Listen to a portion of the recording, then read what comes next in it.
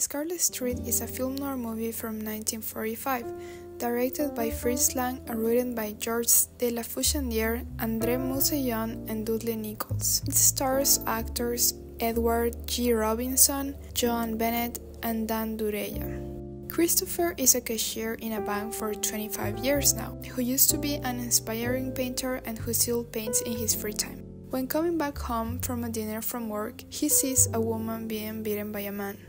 He runs towards them to defend the girl, and then the man runs away. This is how he meets Kitty, with whom he would become friends and later see as a love interest. The man who hit Kitty, Johnny, is actually her fiancé. Since Chris shows himself so interested in Kitty, she and Johnny plan to take his money and make him buy Kitty a new apartment. Chris is being used not only by the femme fatale but also by her love interest, who is at the same time using her. Chris is married but confesses to Kitty that he did it only in order to not stay lonely, not for love. He starts using the apartment he bought for Kitty as a painting studio, and Johnny has the idea of selling one of his paintings. When an art collector becomes so deeply interested on the artist, he lies about the painter and makes Kitty the artist behind all of Chris' paintings. Now they are stealing his art as well. I am going to analyze the sequence when Chris finds out about Kitty's lies and Johnny being her partner, and how the different elements contribute to the building of the suspense on the scene, such as the mise-en-scene, the cinematography, and the editing.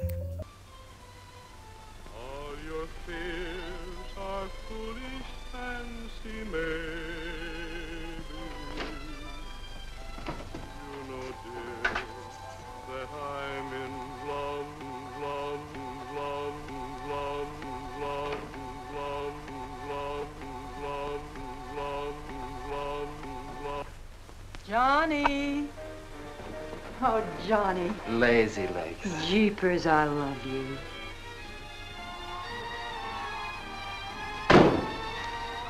What's that?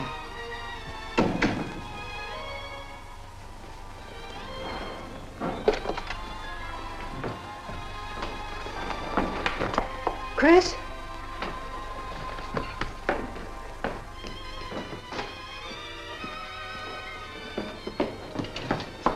Johnny, is it Chris? Call him quick.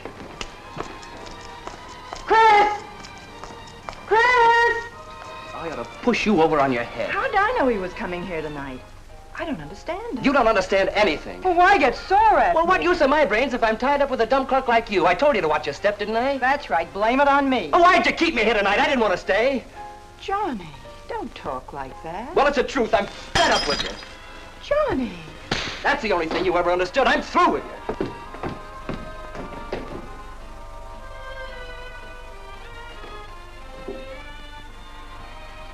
In this sequence, Kitty's apartment is partially lighted, which represents the unclear relationship Kitty has with both Johnny and Chris.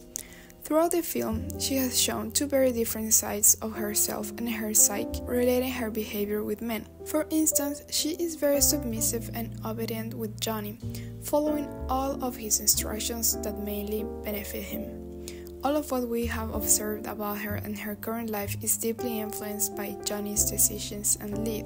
Not to mention that he tends to be very physically violent with her on many occasions, to which she never responds. Johnny also yells at her and she keeps a down and calm voice. On the other side, her behavior towards Chris is the complete opposite, being her the one that is in charge of their relationship and decision making, considering that it's a relation of one-side benefit since she gets all the material benefits she asks from him. In this sense, we can acknowledge how the illumination of her apartment represents the unstable, unclear relationships that she has with both men. On one, her being the one that is used and lied to, and in the second one, her being the one that uses and lies. We can acknowledge the duality of her femininity and power or lack of it. Furthermore, her clothes represent her behavior with Johnny. She is dressed in an all-white gown, with her hair up and wearing lots of makeup, on an almost angelical type. This is how she presents herself to Johnny, feminine, innocent, compliant to him. This also represents her comfort around Johnny and the access he has to her private personal life, in contrast to Chris, to whom she does not show herself in such a way and does not have the same invitation to her place. In this sense, we can acknowledge how Johnny is still in his work attire. Even the symbolic, only personal item he leaves at the door, his hat, represents the convenience of his relationship with Kitty means to him. He shows up in between his activities. He is always stopping by and never seems to stay with her. And neither do we see Kitty ever going to his place or receiving this type of accommodation he has with her. Furthermore, we can acknowledge how the use of camera navigates to this moment and the elements that lead up to it. When Chris comes in, from the first moment he sees Johnny's hat, and we can acknowledge his realization. Through rapid cuts and close-ups of both the hat and Chris, we can acknowledge the tension this moment causes on him.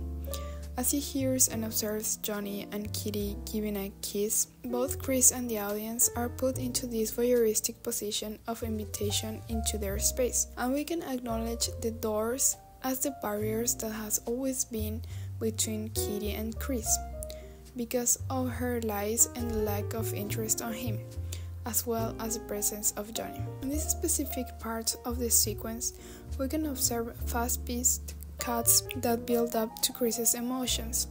As the scene goes by and Kitty and Johnny realize that someone has seen them and that it might be Chris, the scenes become longer, forcing us to stay in their discomfort and especially on Kitty's fear of Johnny, taking into account that he yells at her, throws a plate onto the ground and aggressively pushes her 2 times, to which she doesn't really react and actually follows him around the apartment.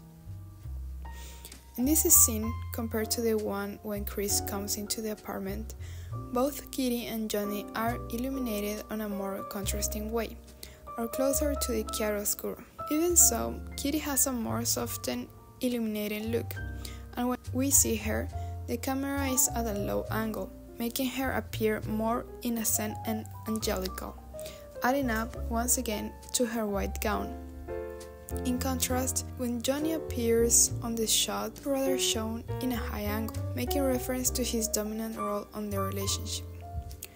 Through the scene, we hear diegetic music that turns into non-diegetic.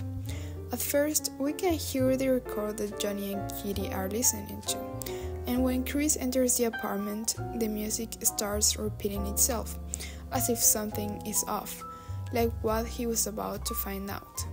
This mixes his emotions with what we are interpreting non-visually. Then, there are a few seconds of silence and the music turns into non-diegetic, a song in the background.